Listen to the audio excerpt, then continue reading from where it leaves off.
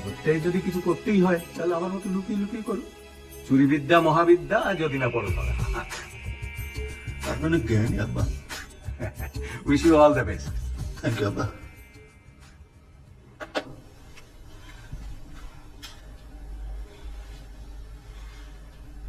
তোর শ্বশুর আসলে খুব জ্ঞানী নাকি রে? আম্মা, বউ নাই তো ঝামেলাও নাই, জ্ঞান চর্চার প্রচুর সুযোগ।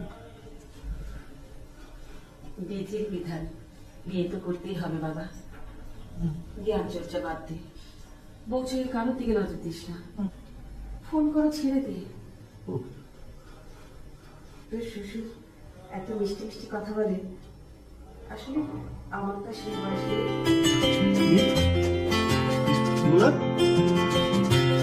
আমি তো বলে রাখিস, হ্যাঁ?